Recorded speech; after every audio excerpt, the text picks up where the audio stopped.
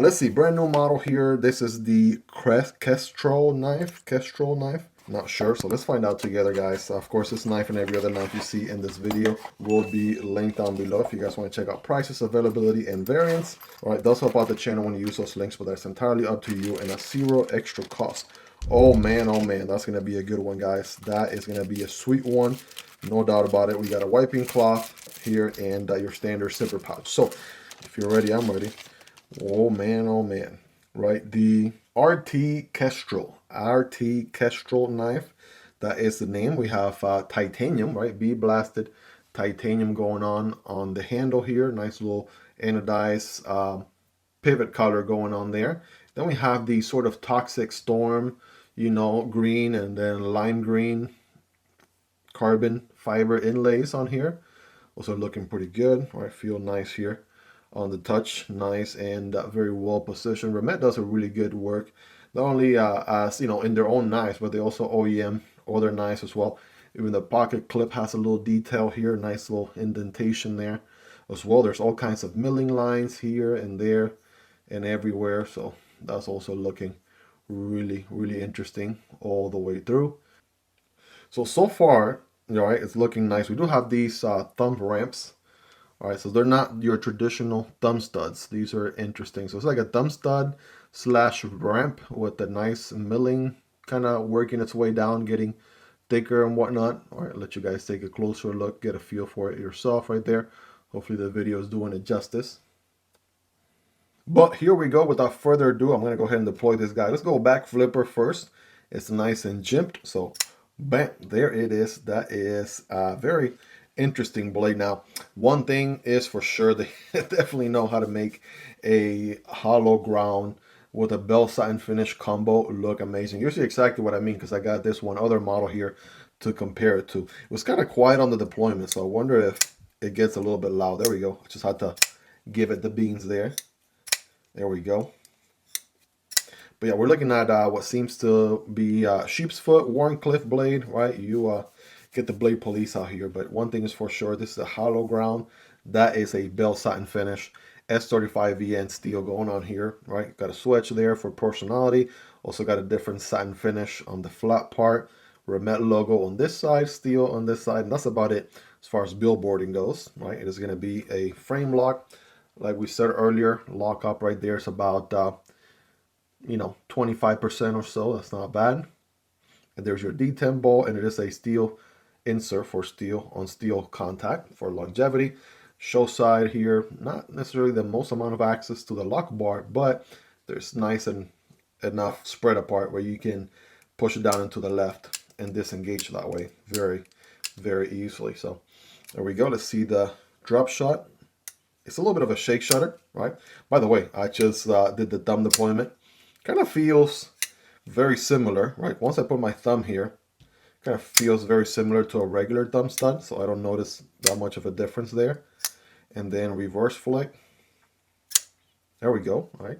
I actually did it with a nail, you know, in meat of the middle finger there. There we go. And yeah, like I said earlier, it's a little bit of a shake shutter, so it does take a little bit of shaking here to come down on the blade.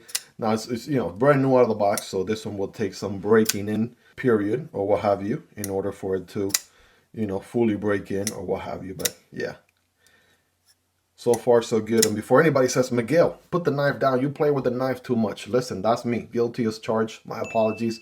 There you go. Take a closer look at this thing. All right, some of you guys like to take screenshots and take pictures and stuff like that, so by all means go right for it.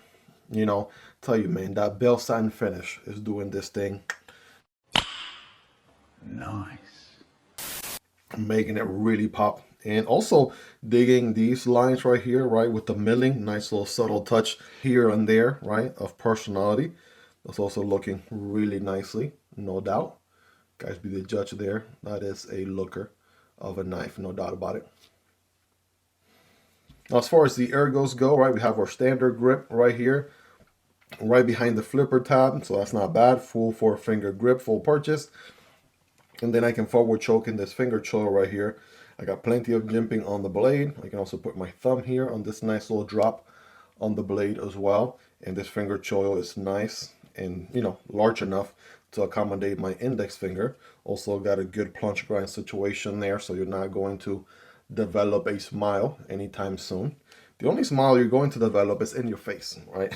But honestly, yes, feeling good. Pocket clip is short, not too long. It doesn't need to be longer than that. And as a result, it's actually, you know, decently comfortable. I give it a good 9 out of 10 right there. I do feel a bit, though, is the scales a little bit on the thinner side. So if I do squeeze hard, if I squeeze hard, I do feel it right here on my fingers a tad bit. So that's, again, squeezing really hard, which in most cases, if you're doing that kind of work, say, you know, cardboard cutting for an extended period of time or something, you're probably going to throw on some gloves or something like that. So that's only if I squeeze really, really hard. I do notice that. But other than that, I mean, as far as everything else, even the pocket clip is nice and rounded off back here. Every corner is nice and rounded as well. So don't feel like any hard, pokey spots anywhere else.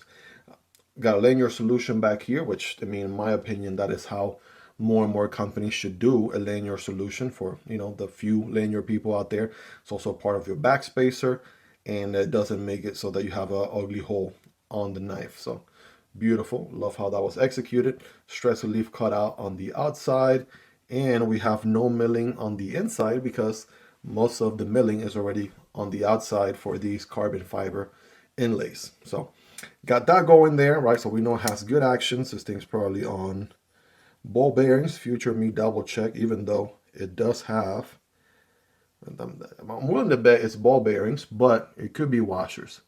At first glance, it does feel like washers. It could be washers. So let future me double check. Check out the alignment on the blade there. That looks smack in the middle.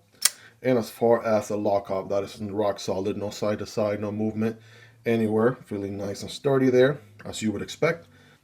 But now for a quick cutting test to give you a ballpark here, right? So S35VN steel on a piece of paper, brand new edge out of the box. I mean, come on.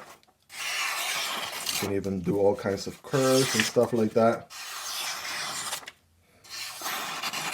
Look at that. So is it sharp out of the box? The answer is absolutely yes, as you would expect. Freaking laser beam, if you would. And then I got a piece of cardboard right here. A portion of the cardboard is single wall, and then this portion is dual wall back here. I'm going to be cutting at a diagonal angle for better performance. I got the forward choke grip right there, and oh yeah, definitely going through that cardboard, even the dual wall section, like a piece of cake.